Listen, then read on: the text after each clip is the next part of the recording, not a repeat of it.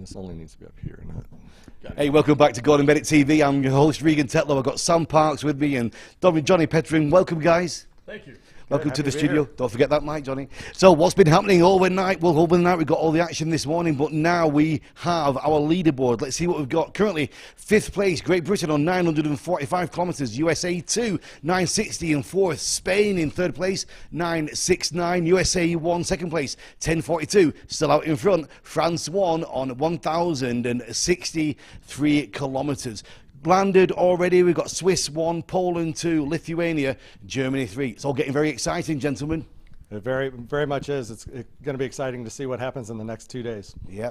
Got one more update coming for you tonight at 8 p.m. local, so make sure you come back to Gordon Bennett TV for that. So we caught up a little bit earlier with the team which landed this morning from Poland 2, just to see how they were and get the analysis of what happened. Let's check it out. Jakov, Przemysław. Perfect. Poland 2 on the ground. How are you? Fine, really fine. It was exciting flight. We are good. Our equipment is okay. We have perfect landing. So we are ready for the next Gordon Bennett, simply. Yeah, exactly. Ready for the next Gordon Bennett, eh? Ready for the next one. Tell me about the landing. The envelope is okay, basket is okay, and people inside also are okay. Yeah, the ground hill, it's a bunch of racks. Actually, most of them it's racks here, but the landing was really soft, and we didn't have any problem. So everything was okay. Yeah. Two happy gentlemen, big smiles. It doesn't get better than that, though. Yeah, exactly. We would in the first we would like to win this competition, yes. But when it is impossible, the most important is to have a nice flight. It was really nice flight. Very we are really tired because the thermic condition during the day was very strong, and we lose a lot of ballast. So we decided to land next day after 2 hours or 3 hours after sun set, so sunrise. Yeah. Oh, sorry. Yeah, like we did everything that we could make with our flight. We are out of clothes, out of food, out of batteries. We landed with 1 bag of sand. Wow. So it was impossible to continue the flight. We land safety. This is important. Yes. Yeah. It was our wish to continue the flight, because when we landed, we were on the first position, but like no way. If we remember what was happening yesterday during the day with this thermic here, no way we've continued flight with less than 5 bags. It's impossible. Super dangerous. Interesting. Our flight during this thermic condition was really hard. We have ascending 5 meters per second, wow. Descending 5 to 6 meters per second. So it was really hard. And in case of that, we decided not to continue this flight today in case of safety risks. Yeah, absolutely. You are experienced. You know exactly what to do. You've made the right choice. It's good to see you guys. It really is. Have you got people around? Has anybody come to see you? No, in this place where we are, there are only snakes and scorpions. And our crew. But they are happy to sit here. Yeah. Okay, we did get one message from somebody called Ronnie, who said you had landed close to him, so hopefully he might bring some snacks. Looks like yes. We are waiting. We are waiting because all of our food on. We are super hungry, and first we need to pack the balloon. if someone can come here with food, we're going to be super happy. All right, we're going to get right on that. Seriously, Ronnie, the guy who mentioned, we're going to message him and contact him right now and tell him that you are hungry, you want something to drink, you want some snacks, and we're going to get him out there. We're going to do our best to get him there for you. Oh, the back. Okay, we can break off transmission. You're back. That's good. Oh, good. Well, listen, guys, have a safe afternoon. Yeah, thank you very much. And we wish all of the other teams great flight, safety flight, great results. Finger crossed for all of them. And we hope this will be one of the most amazing Gordon Bennett that happened. Inspirational. See you soon. Mexico. See you back here. See you. Dzięki. Bye-bye. Dziękuję. Bye-bye. What a great chat that was. There was very low on signal. They were in and out on the connection, but to see them and to get that reaction from them. Yeah, you can see the adrenaline going still after that flight, and the smiles are on their face. They're disappointed that they didn't get to fly longer, but they just had a fantastic adventure, and that's why they all do this. And Sam, that journey they had, they were up, they were down. It must have been exhausting. You know, East New Mexico, West Texas, all the way through Texas, particularly this time of year with the thermal activity, they had to have been fighting that all day long. You can get the 5 meters per second going up, 5 meters per second going down. You have to arrest it in some way, Right. and the only way to do that is to expend some ballast. So I understand what they went through because I've gone through it myself. And so it is a good place. If you're only going to land with one bag of sand, that's actually a good place to do it, because if you see in the video, there was really nothing else around them. Yeah. So they had wide open spaces. So if you're going to do a short bag landing, that was the place to do it. Johnny? I just hope nobody finds out what rattlesnakes look like. Yeah, I said to him, what have we got around him? Just rocks and snakes. Rocks and snakes, yep. So as we know at the moment, France 1 are out in the lead, and our good friend Benoit has always got a joke to tell, and just over 1,000 kilometres gone, passing Paris, actually. Let's check in with Benoit, France 1. Hey Benoit. Oh, sorry. I was reading my favorite book. So here we are leading the race. We're heading toward Paris. I wish it was Paris, France, but we would be sure to win. But as Josephine was saying to Napoleon, hope it will last. I'm not too sure about it. Sorry, but I've got to carry on with my book. Oh, let's look what I found in my book. Fantastic. Regan, I know you know this. It's to you, my friend. To everybody, Gordon Bennett TV, you're doing a great job. Ben Fiesta is wonderful as usual. The race, weather is so fantastic. A special thanks to Command Center, great people, fantastic. Thank you. Yeah, it's just a prop. There's nothing in there, so he didn't take any drink at all. It's just for the joke. Yeah, that or his co-pilot hopes it's some mouthwash. Benoit is such a great competitor, isn't he? Yeah, that's fantastic. Yeah. So out there in the front, should we have a look at some of the action? Let's get on the map and start going through a little bit of analysis, gentlemen. Take it over. Well, last night, most of the balloons teams made it through the night. This morning, today's going to be moving day. We're going to see they've expended some ballast. The sun's heating them up. We're going to see some more altitude. We're going to see some more speed. And then we're going to get into, they're thinking the big picture here, where they're trying to end up along the coast. Are they going to go north? They're watching weather. So there's a lot at stake and a lot at play today. But things are going to shake up, and we're going to really see some strategies play out soon. Yeah. Sam? Well, if you notice that some of the geography here where they're going to be flying on, there's really some places here that they can actually get to the north, but it really depends on where that north track actually starts. Some of them may not be able to get that because they may be too far to the southeast. Yeah. But that's really what they're hoping for, because if you notice with the geography of where the Georgia coastline is, I think they're going to want to try to get a little bit further to the north to get that greater distance. And it's all about who's going to really go through into the next night, isn't it? How much ballast do they have left? Yeah, that's the great unknown. You can kind of see here on the map.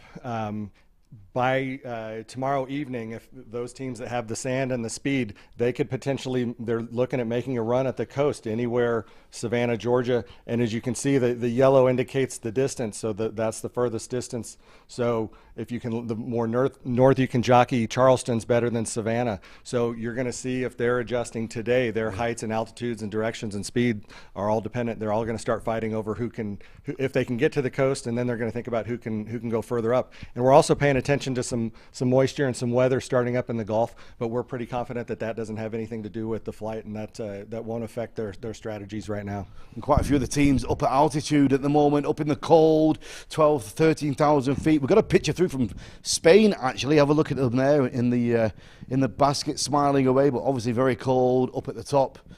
You know, a lot of teams, that's where they're going to be right now. Yeah, you can see they've got the cannulas on, they've got the oxygen flowing, and they're huddled up. They've got the sunshine beating down, but it's cold where they're at. Yeah. So battling the elements is a big part of the adventure. Johnny, we got a video from one of your friends, somebody in a plane. Yeah, a friend of mine was flying home from Albuquerque yesterday to West Texas, and look what they saw outside the window. You can see, not sure which team it was, but they got a panoramic view of the gas balloon. You can kind of see the solitude and the loneliness, and you can kind of imagine how warm that sun is beating down on them. But really fun to see an air-to-air shot from the balloon. Was he aware of the race? Did he know what was going on? For sure, he was a balloonist and definitely paying attention. In fact, probably vectored out of his way a little bit to make sure he saw some balloons. Flyby. Yeah. Hey, Sam, Gordon Bennett back in Albuquerque. How does that make you feel? Well, so we're so excited. It's been 15 years. 2008 was the last time that Balloon Fiesta hold this most prestigious race. So we are very excited to step up and do this. I thought the launch went fantastic. We had a wonderful crowd. We actually had a drone show that was in the background before the balloons launched. And that's not something that you normally see for a Gordon Bennett launch. So we were so thrilled to be offered this opportunity. And we hope that the teams really like the fact that we're giving them such a great show, and we hope that they like the race. How did you feel about that launch? The speed between teams, it was fast, wasn't it? Launching 16 balloons within less than an hour. Yeah. I don't know that that's ever been done before, especially with anthems going on at the same time. Yeah. But no, it was a great effort by all the teams to be prepared, because it was really a short window to finalize your preparations to be able to get to the podium. Yeah. I think they did a great job. We launched them out with a little bit less ballast because we wanted them to not have the jeopardy of any kind of ground contact due to the false lift that was going on right at the top of the tower. I think the teams did a wonderful job. All the launch officials did a great job. It was a magical night indeed. Yeah. Well, we checked in with the command center downstairs a little bit early, and we saw that as well on the earlier show. But we even spoke to the command center of Germany. They've got everybody together in one of their hotels at a secret location. Let's check in with the headquarters of German teams. All right, we're live on the line with German HQ. Good afternoon, everybody. Hi. Hi. This is a serious setup we've got going on here. You've got a full conference room. Yeah, so we are just in the middle of a shift break, basically. So shift number 1 has just came. We just giving over, and then shift number 2 will go to bed. All right, then give me a hands up if you're heading out for a rest, if you're going to bed. Who's leaving? All right, good. So how's it going, guys? Is everything under control? I know you're not going to give me any secrets, but is everything where you want it to be right now?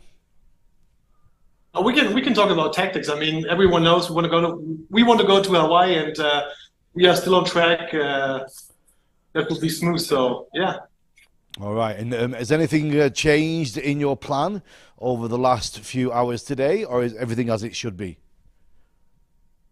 No, everything's still the same. No big movements. Still everything according to plan. I've been hearing potentially some weather systems coming in to the Florida area, some tropical storms, perhaps. We are of course monitoring. So we have 3 people on the shift, and at least one is monitoring weather systems and ATC. Yeah. So we are taking always a look and advising the teams, of course. Everything, all the content we're getting down, of course, Willie and Benny sending lots of stuff. They look very calm, very relaxed, very much in control. And that's I think the safe appearance which both teams does, and we are pretty confident with them. They are confident with us, so I think that helps overall. Yes. And we must say as well, Ben and Matthias, the content they're sending too, really, really good stuff. You know, really in-depth look at life in the basket. Yeah, and we also enjoy that. I mean, we are not all gas balloon pilots here, so we don't know everything about the gas balloon and what they do all day. So it's yeah, even we enjoy what they are sending. What happens now as you change the shift and the new people take over? What is the schedule? What is the procedure that you move through the afternoon? So we have 8-hour shifts at the moment, and then we make more or less hours depending on the workload, and then we have a certain time amount between each shift where shift 1 gives the information to shift 2, and yeah. What is the location? Where are you guys? Well, that's top secret. Sorry, I cannot tell you. We wanted to come down and do an outside broadcast, but I think the distance was maybe a little bit too much. It was going to be a good few hours to get there and back, I think. At least. No. We are already in Florida. You're already waiting down there with the orange juice. Correct. All right, guys. Well, listen, thank you very much. Is there anything else you would like to update the people on, the people watching? Any information you would like to give them about how your headquarters is working? So everything working like planned? Yeah, everything is as planned, and we are looking forward to the party at the end of the week. Yes, we are indeed. Have you all got your tuxedos or black tie? Of course. Good. Black tie. Yes, good. All right, I'll see you soon. Dankeschön, auf Wiedersehen. Thank you, Regan. See you. Bye. See you. Bye. Bye. It's a big conference room they've got going there, guys. That's impressive. The number of people and watching over them. It's also got to feel really good for their safety. Let's check in with social media. I think we've got some comments coming through. Christian? Yeah, we've got a good number of comments today. Kevin Hare from Amarillo writes us, and he says, I can't get enough of this, and they have even been following the balloons over Amarillo yesterday. Yeah. Jane Koenig writes us, watching closely and hoping they come over to me in Tuckasegee, North Carolina. All right. And there are questions where people are wondering how many will go into the next night. Yeah, well, Johnny. That's the great unknown. Yes. We would love to call each team and ask them how many bags of sand they have left and if they've got any sandwiches left, but everybody's going to keep that close to their vest. Yes. That's the strategy. So nobody wants the other team to know what they're thinking and planning, any of that. So everybody's going to get fiercely competitive here real quick. Make sure you tune in for the 8 p.m. show. We might have a little bit more details about what's going on then for you. And Christian? Yeah, one more question comes up, whether all the balloons are on the same gas or are there options? On the same gas? Yeah. Yes, these are all hydrogen gas. There's no helium available for this race this year, but we're so proud to be affiliated with Biotech, which is our hydrogen supplier, that pure, clean hydrogen supply. That's all we have this year. Is that it for the questions at the moment, guys? Yep. Okay, let's have a look at the wins now. Let's get the wins on screen and just talk a little bit through these. Is Johnny taking that? Yeah, so this is, well, you can see where the balloons are, and this is flight level about 4,000 meters, 12,000 feet. So you can kind of see the trajectory, the speed. Everybody's headed down into Mississippi, Alabama. And then if we go to the next slide, we're going to start to watch as they come to the coast. And then later on, there's the potential, if you're a little further behind, if you have a little bit more sand, can anybody find this flow to the north? And all of a sudden you go from Savannah, Charleston, can you slide up the coast? And I think a team last year even went out over water and came back. So how crazy are some of these pilots? We're going to find out. Landing on the coast, Sam, talk a bit about that. Yeah, ask the North Carolina guy. Well, actually, there's a lot of farmland in this particular area, all the way from North Carolina down to the Gulf Coast here in the top of Florida. A lot of peanut fields, a lot of corn fields. This is the time of the year in which that they're going to be harvesting all those crops. So they should be open, so which would allow them a lot of wide open spaces to land. But when you get closer to the coastline, there's a lot of pine trees and actually a lot of power plants that are along that coastline. So I'm sure their teams are going to be making them well aware of the obstacles that they're going to face upon landing. Lot to play for. It's getting exciting, gentlemen. It sure is. We're going to be watching all night long to see what's going to play out. Brilliant. It gets more and more tense every moment. Join us tonight, 8 p.m. here, 2000 in the Gordon Bennett TV studio for the latest update and analysis and who is going in to that third night. See you then.